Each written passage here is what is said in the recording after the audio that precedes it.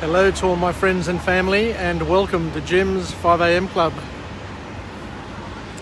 Just on my lunch break, just grabbed something to eat and thought I'd make some room for dessert. And today's dessert is going to be a Jim's 5am Club for me. So thank you once again for joining me. Let's kick off with another book summary. And today's book summary is entitled No BS Time Management for Entrepreneurs, and the author is Dan Kennedy. And the book, once again, is all about time management and how we can make the most of our time. So let's just click through some of these hacks and see if there's anything here that we can use to improve our time management skills and get through the day, get through the week, and get through the rest of our lives, and try and fit in as many things as we can and all the things that we want to. So the author is pretty upfront when he kicks off the book here with a quote, or a statement actually, where he says that people who can't be punctual simply can't be trusted. That's a powerful statement. So your credibility as a person in many ways is influenced by your punctuality and your ability to keep time commitments. So everybody's time is important, as you can well understand. Now we've got the 168 hours a week allocation that we all have, and what we get out of those 168 hours will determine who we become and how much enjoyment we get out of our lives. So the author suggests here something very important, that we need to deal with time vampires. And those vampires can be other people, and they could also be ourselves. Because the time vampire, according to Dan Kennedy, is needy, thirsty, selfish, and they're vicious creatures who suck the life out of us. And once again, we need to understand that time vampire can be a third party, but it could also be ourselves. And we go through a few examples of who these time vampires are, and the author makes some suggestions in terms of how to handle them. So the first time vampire that we make contact with is the "Have you got a minute" time vampire. And the way to get around this one here, according to the author, is to always say, yes, I've got plenty of time, I've always got a minute, but let's make a time at say 4:30 today, so I can get through all the stuff that I've got, and then I can give you my undivided attention. Then we've got the Mr. Meeting time vampire, who's great at wasting time, because meetings, as we all know, and as we've all learnt over the years and over our careers, are very seductive, because they always make us feel important.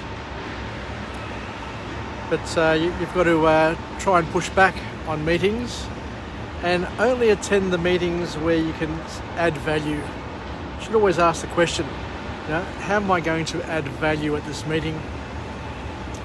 And try and get out of as many meetings as you can, so that you can get on with the important things that you have to do and not get sucked into the meeting merry-go-round. The other time vampire that the author talks about is the Mr. Trivia or Ms. Trivia vampire. But the best way to get around this and to avoid these distractions is to just let people know that you're only working on the priority 9 and 10s today, and once again you're more than happy to chat with them tomorrow or the next day when you've got a little bit more time available to you. Because the key theme to come out of this book is that we need to be busy on things which are important to us, and to be obvious that we're busy so that people get the message pretty quickly. Because if we're visible to others, and thank God COVID-19's made it a little bit easier for people to be working out of home, so people are a little bit less visible. But when you're visible to others, make sure that you're looking busy and that you are busy. Otherwise you'll get the drop-ins and you'll get the people who come to steal your time. In terms of statistics, the author says here that there have been a number of time series analysis done on different workers, and they're saying that on average, the average worker is interrupted every 3 minutes and 50 seconds, so almost every 4 minutes of the day there is an interruption, and that interruption is broken up into 56% by other people. But most interestingly enough, they say that 44% of the time that you're interrupted is you've done it to yourself. So it's interesting to know and to appreciate that we get about 137, should I say, interruptions per 8-hour day. So our day is full of interruptions. So the key is to work out how to deal with those interruptions and how to manage those interruptions the best you possibly can. So the author talks about the importance of having a regimen, having rituals, having commitment, discipline, in order to be able to work to your achievements. And the three things that we need to be able to do, according to Dan, is we need to start things, follow through, and complete them. It may sound simple, it may sound pretty easy, but it's amazing how few people are able to start, follow through, and complete the many tasks they have. So there's a dozen or so things that the author talks about, and we'll just step through them one by one and see where they take us. But the goal in terms of getting the most out of our time is to tame all the interruptions that come into our lives. So it's a skill, it's a science, and it's something that'll be able to separate you from the also-ran, is your ability to tame the interruptions, the many interruptions that come to your day. The second point is to minimise meetings, as we alluded to earlier. The third thing is to be punctual always, because by being punctual, you can kick off your meeting, you can kick off your discussion as early as possible and not waste other people's times. And if you're not wasting other people's time, then you can also insist that other people are punctual and not waste your time. The author then, on point number 4, talks about the importance of making and using lists so that you can focus on your priorities rather than just working at random and just drifting from task to task. It's important to have a list, and a prioritised list, so that you're putting in your biggest effort on the things that are going to deliver the greatest results. So we also need to, based on the same point, to link the tasks that we're doing to our goals, and to make sure that we're working on the things that are helping us get closer to our goals and not necessarily helping others get closer to their goals. It's important to help others, don't get me wrong, but you've got to kick your goals first before you can start helping others kick their goals. We need to be able to tickle our memory and tickle ourselves to action, and we need to be able to manage time, but also manage our memories so that we're getting the most out of our capabilities. The author talks about blocking your time, making sure that you block out time where you have absolutely no interruptions so that you can focus and get things done. Minimise unplanned activity.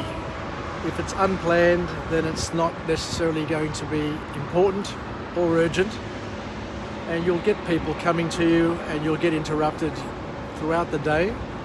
But you've got to be firm and be able to tell people, that their activity is unplanned and it doesn't fit into your schedule, the schedule of tasks that you've set for yourself for the day, and to come back another time or to schedule another time to work on those unplanned activities.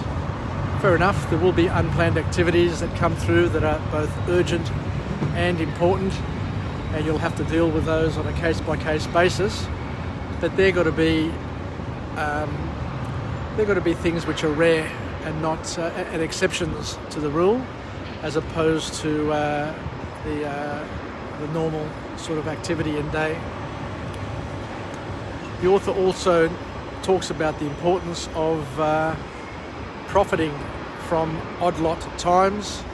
So if you finish something early or finish something quickly, or something drops out of your schedule, then you need to have activities or something to do that's going to make the most of that free time that you've got available to you. The author also talks about point number 10, which is learning how to live off-peak. So, there's a time to sleep, there's a time to work, and there's a time to do other things. And you've got about 8 hours or 10 hours of off-peak time throughout the day where you can fill it with the things that are most important to you in terms of your recreation, your relationships, your catching up with yourself, your health, and all those other things. So live to learn off-peak, but when you're off-peak, make sure you're doing the most you can to get the most you can from those valuable hours that are available every day and throughout the day. You may also need to learn how to use technology profitably, as the author says, by using technology to make the most of your time. Now, I use Facebook, I use Instagram to connect with friends and family, and also to connect with myself. I use this technology as my ongoing diary, on my ongoing diary, so that next year, the year after, 10 years from now, I can see what I did on this particular day, and I can use it to tickle my memory, and I can also use it to complement and supplement and remember the things that I've learned, the things that I've done, and to use that as a motivator to do other things. And the last point here is to have enough reasons to become wealthy in your life, to become wealthy in your relationships, to become wealthy in your career, to become wealthy in your health, to become wealthy in your knowledge and education. You need to have reasons to do things. You need to have reasons to invest time and make sure that those reasons are worthy reasons.